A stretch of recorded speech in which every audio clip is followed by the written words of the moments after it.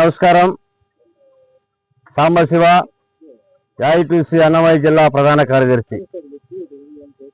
భారతదేశ వ్యాప్తంగా కేంద్ర కార్మిక సంఘాల ఆధ్వర్యంలో రైతు సంఘాలు, వ్యవసాయ కార్మిక సంఘాల ఆధ్వర్యంలో కార్మిక వర్గ సమస్యలు పరిష్కారం చేయాలని, ప్రధానంగా 4 లేబర్ కోడ్స్ రద్దు చేయాలని, కనీస వేతనం 26,000 ఇవ్వాలని, anganwadi, ASHA, mid day meal తదితర స్కీమ్ వర్కర్స్ అందరినీ కూడా ప్రభుత్వ ఉద్యోగులుగా గుర్తించాలని చెప్పి, కాంట్రాక్ట్ అవుట్సోర్సింగ్ థర్డ్ పార్టీ విధానాన్ని రద్దు చేసి సమాన పనికి సమాన వేతనం ఇవ్వాలని, ప్రభుత్వ రంగ సంస్థలను ప్రైవేటీకరణ చేయకూడదు, ప్రభుత్వ రంగ సంస్థలను ప్రభుత్వం నడపాలని చెప్పి తదితర కార్మిక వర్గ, వ్యవసాయ కూలీల, రైతాంగ సమస్యల పరిష్కారం కోసం భారతదేశ వ్యాప్తంగా ఫిబ్రవరి 12వ తేదీన సార్వత్రిక సమ్మె నిర్వహిస్తా ఉన్నాం.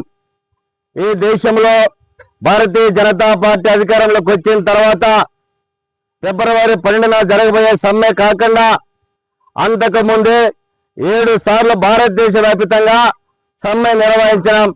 అయినా కూడా కేంద్రంలో పాలక ప్రభుత్వాలు కార్మిక సమస్యలు ఏమాత్రం కూడా పట్టించుకోకుండా కార్పొరేట్ అనుకూలటువంటి విధానాలను అవలంబిస్తూ కార్మికులు ఇబ్బంది పెట్టే కార్యక్రమాలు చేస్తా ఉన్నారు.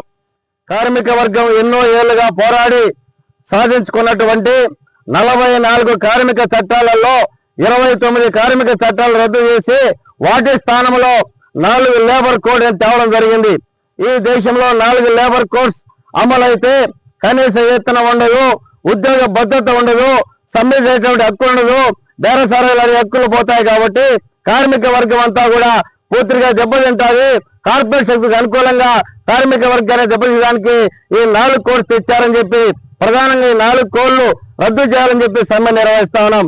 పుంగనూరు పట్టణంలో ఉన్నటువంటి శ్రమజీవులు, కార్మికులు, రైతులు, వ్యవసాయ కూలీలు, పరిసర ప్రాంతాల్లో ఉన్నటువంటి శ్రమజీవులు, కార్మికులు పెద్ద ఎత్తున ఫిబ్రవరి 12వ తేదీన జరుగుతున్నటువంటి సార్వత్రిక సమ్మెలో కలిసిమెలిసి సమ్మెలో పాల్గొని ఈ పుంగనూరు పట్టణంలో సమ్మెను విజయవంతం చేయాలని చెప్పి కార్మిక వర్గానికి అప్పీల్ చేస్తా ఉన్నాం.